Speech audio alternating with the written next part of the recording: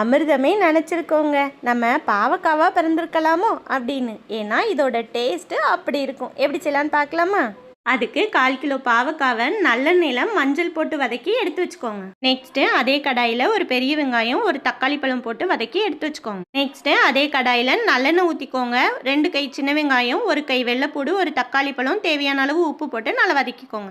Next நம்மளோட குழம்பு மசாலாவில் ஏற்கனவே வதக்கி வச்சோன்னா வெங்காயம் தக்காளி அதை போட்டு நல்லா அரைச்சிக்கோங்க. இப்போ வெங்காயம் தக்காளி நல்லா வதங்கி இருக்குமா, அதில் நம்ம அரைச்ச மசாலாவை ஊற்றிக்கலாம். 1 லெமன் சைஸ் புளியை கரைச்சி ஊற்றிக்கோங்க. குழம்புக்கு தேவையான அளவு தண்ணி ஊற்றி குழம்பு நல்லா கொதிக்க விடுங்க. குழம்பு நல்லா கொதித்ததும் வதக்கி வச்ச பாவக்காவை போட்டு நல்லா கிண்டி விடுங்க.